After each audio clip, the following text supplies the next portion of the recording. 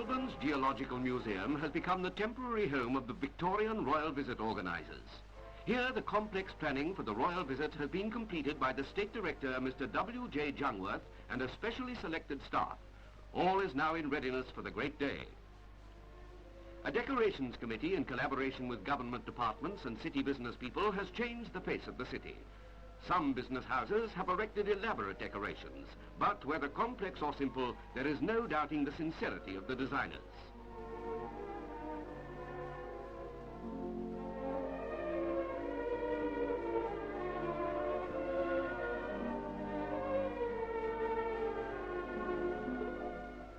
Wednesday, the 24th of February, 1954. Everything is in readiness. Political leaders, the justices, the service chiefs, the leading citizens, waiting for the royal plane at the overseas terminal, Melbourne Airport.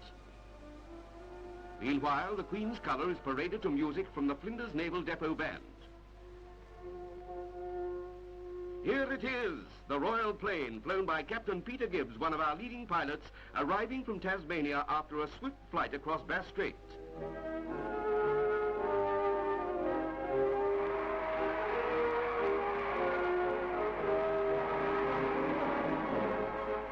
So the Queen sets foot upon Victorian soil for the first time. Her Majesty is greeted by His Excellency the Governor, General Sir Dallas Brooks, and then by the Premier, the Honourable John Kane.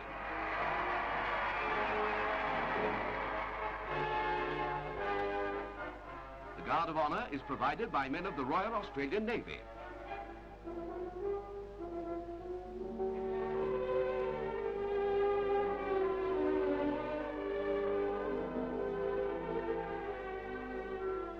Then state political leaders, service chiefs, the justices and leading citizens are presented to the royal visitors, who then meet the senior officials responsible for the conduct of the Victorian tour.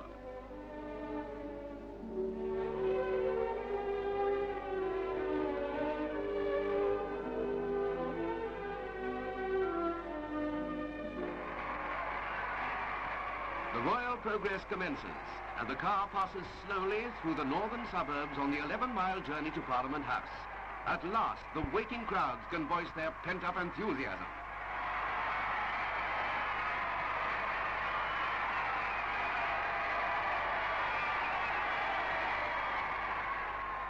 The royal car reaches Parliament House on this triumphal progress. The majestic Roman Doric style of architecture is a fitting background to this historic occasion. The mounted police escort stands firm as the royal salute is fired in the domain. With the President of the Legislative Council, the Honourable Sir Clifton Eager, the Queen returns to the royal car to continue the progress. The cars enter the incomparably beautiful Collins Street with its tall elms and plane trees.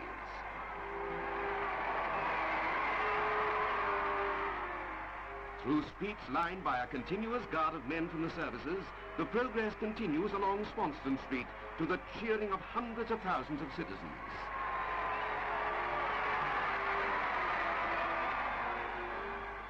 The Duke, no stranger to Melbourne, is obviously enjoying his return.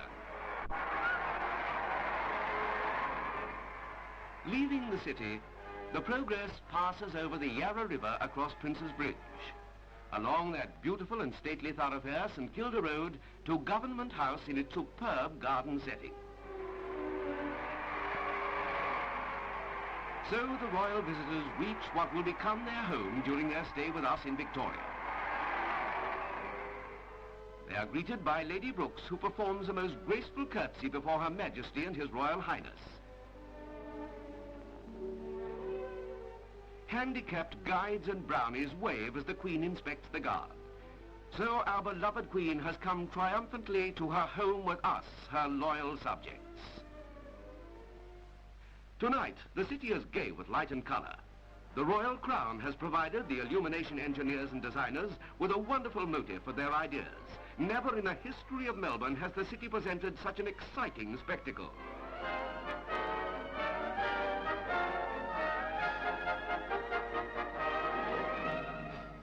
A fireworks display is viewed by thousands, a fitting finale to a most exciting day. Next day, Her Majesty arrives with members of the royal household within the chamber of the Legislative Council for a historic opening of the second session of the 39th Parliament of Victoria. This is a momentous event in the history of our state legislature.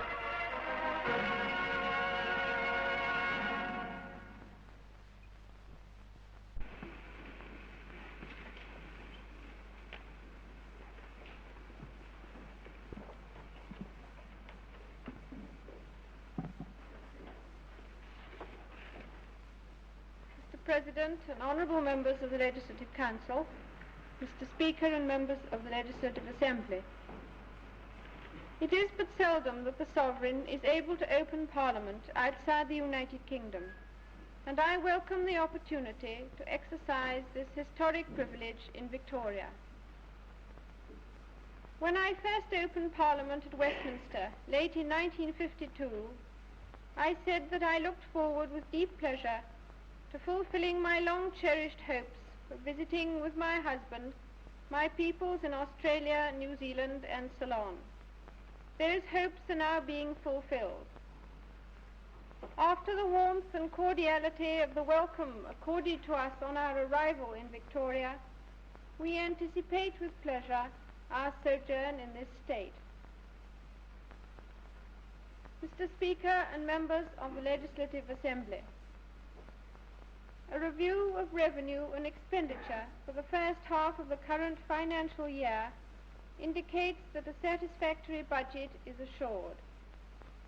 Supplementary estimates of expenditure for the year 1953-54 will be laid before you in due course. I now leave you to the discharge of your important duties. I pray that the blessing of Almighty God will rest upon your deliberations.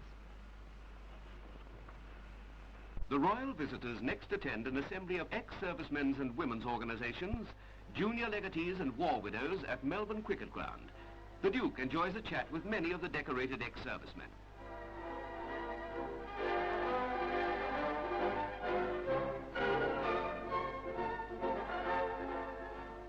Using a special Royal Australian Air Force Dakota, the royal visitors fly to Mount Gambier in South Australia, and on their return flight visit Hamilton in the Western District, where the Queen addresses the people.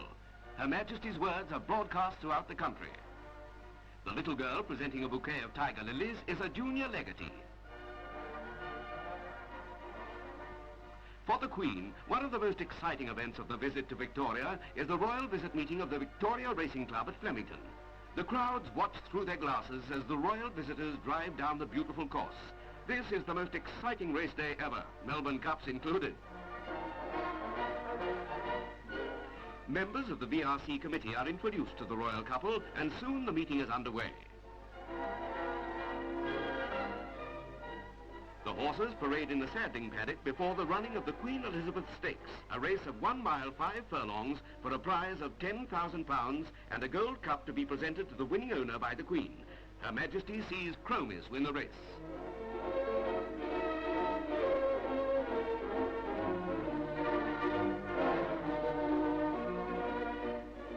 The Queen, watched by thousands of racegoers, presents the gold cup to Mr. Wood, part owner of Chromis, and congratulates jockey Purtell on his performance.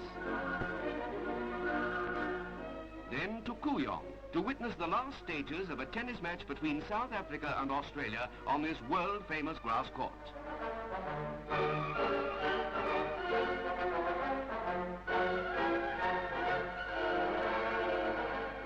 From Sir Norman Brooks, the Queen receives a gift in the form of a miniature gold replica of the Davis Cup. On Sunday morning, the royal visitors attend divine service at the Cathedral Church of St. Paul and take their leave of His Grace the Lord Archbishop of Melbourne prior to driving to the Shrine of Remembrance, where the Queen will dedicate additions to the War Memorial.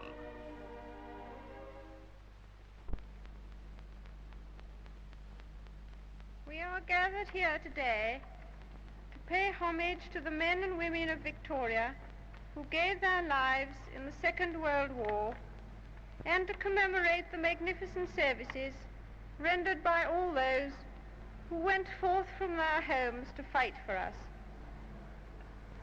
I am proud to be able to dedicate this forecourt today, for my family has had a long association with this shrine of remembrance. My grandfather, King George V, wrote these words in the King's Book, which is now in the shrine. Let their names be forever held in proud remembrance, to the glory of God and in grateful memory of the men and women of this state who served in the Second World War. I dedicate this forecourt and set alight the flame in honor of all those who died for us. Let us ever be mindful that greater love hath no man than this, that a man lay down his life for his friends.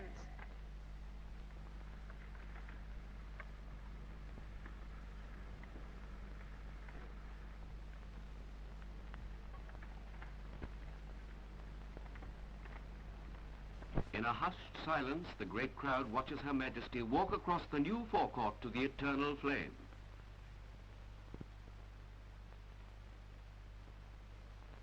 The National Theatre Movement's royal performance of the Tales of Hoffmann at the Princess Theatre gives us an opportunity to witness Her Gracious Majesty in the breathtaking loveliness of a beautiful evening gown and royal jewels.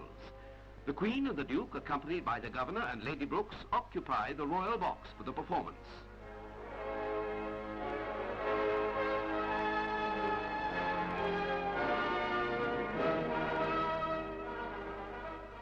The following morning, the Duke of Edinburgh is seen by thousands of children from the Mornington Peninsula. This is the occasion of the Duke's visit to Flinders Naval Depot.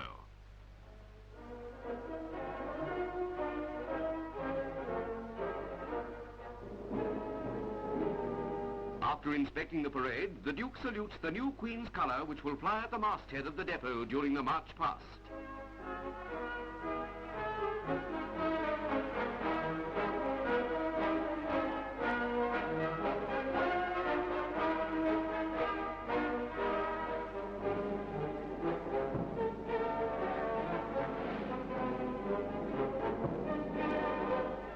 Planes from an Australian aircraft carrier form the initial E as they fly over the parade ground.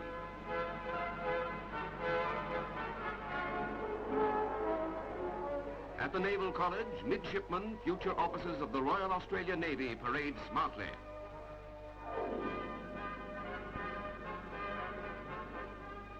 The informal get-together on the lawns outside the wardroom allows His Royal Highness to renew many old acquaintances. Government House is the setting for this brilliant scene, a garden party where the Queen and the Duke will meet many Victorian citizens.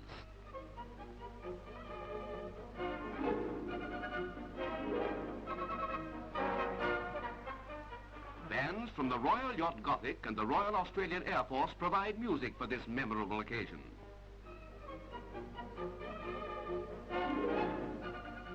On the following morning, the royal party flies to Gippsland, where, at Sale, the visitors are greeted by the people of Eastern Victoria.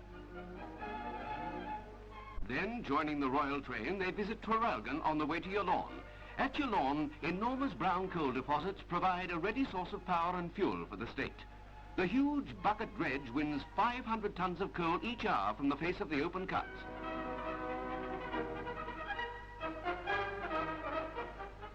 The Queen evinces a keen interest in this great project and finds Mr. R.A. Hunt, the State Electricity Commission's chairman, a helpful guide. Aboard the train again, the royal party visits Warrigal before returning to Melbourne.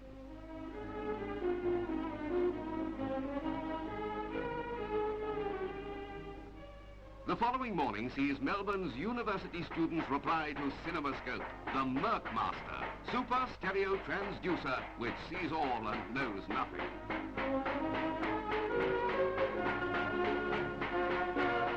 Then an address of welcome by the oldest undergraduate. The Duke is really enjoying himself. In more serious vein is the Duke's visit to the Walter and Eliza Institute, where His Royal Highness meets research workers who, under Sir Macfarlane Burnett, have developed new and important techniques for the study of virus diseases. At Melbourne Cricket Ground, the proposed site for the 1956 Olympic Games, children from Victorian state schools carry out a remarkable mass display. This display is, without a doubt, a credit to the physical education instructors and the hundreds of children of all ages who are taking part. The tiny tots are magnificent as they carry out the movements of a nursery story. The children have spent their physical education periods for many months preparing for this display. The mass of children then forms a tableau to welcome the arrival of the Queen and the Duke. In a Land Rover, the royal visitors commence a drive which enables every one of the children on the Melbourne cricket ground and also the 92,000 people of the vast audience to see their Queen at close quarters.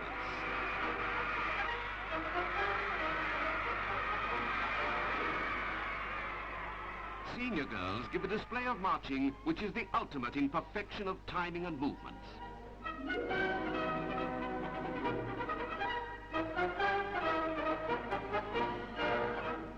Finally, the maypole dance, which presents what is undoubtedly the most colourful spectacle ever to have been witnessed on this ground.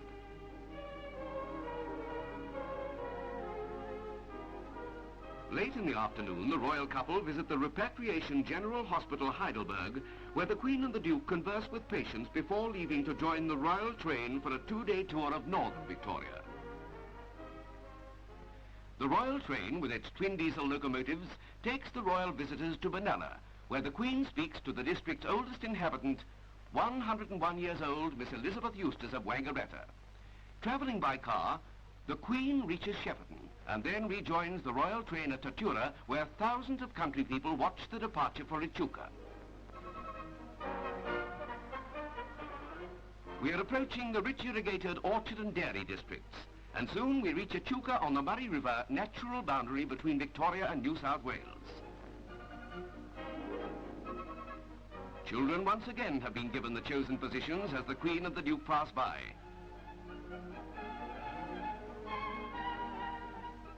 At Rochester, Her Majesty walks down a narrow laneway between thousands of excited children. With each departure from a country town, the Queen stays long on the observation platform so that none may be disappointed. At Bendigo, the royal visitors arrive at the Oval and move in the Land Rover amongst the assembled children. Leaving Bendigo, the poppet head of a gold mine can be seen from the train. The suspected existence of poliomyelitis causes disappointment at Castlemaine. The highlight of the royal visit to Ballarat is the Begonia Festival. With the mayor, the Queen visits the conservatory at Ballarat Gardens to see the blooms.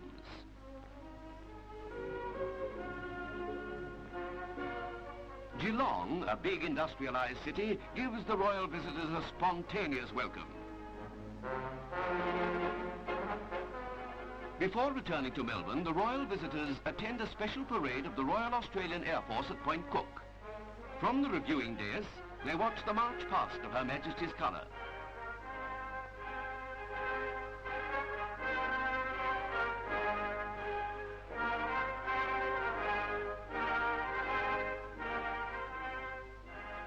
The Duke, a keen flying man himself, meets and converses with pilots.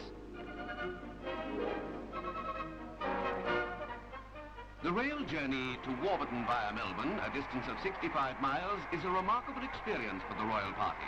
Both sides of the railway route are lined by thousands of people who have congregated in the hope of catching a glimpse of their beloved Queen.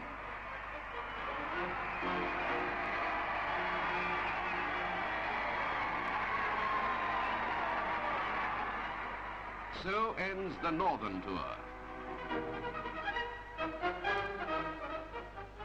At Warburton, the royal couple now relax amidst beautiful surroundings at the Board of Works chalet. On this Sunday morning, the Queen with the Duke walks through the grounds enjoying the display of shrubs and flowers.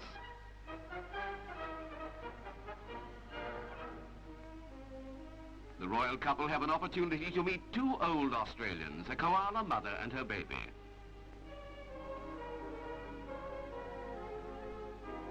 The spirit of carnival is in the air, and a floral pageant has been organised by the Melbourne City Council. Government departments and city business interests have designed and built a series of floral floats which parade through the city streets.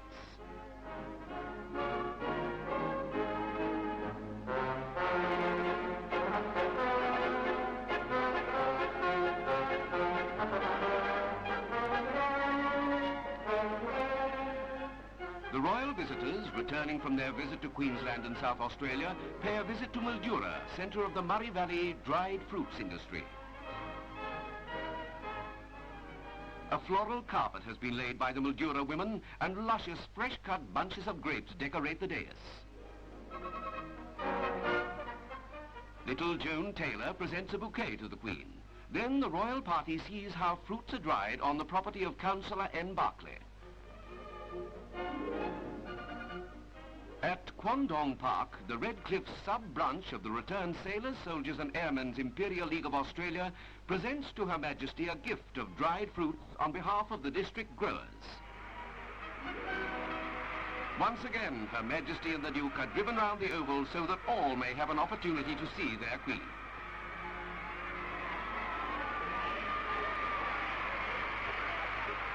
Finally, at Mildura Airport, the royal visitors take their departure from Victorian soil.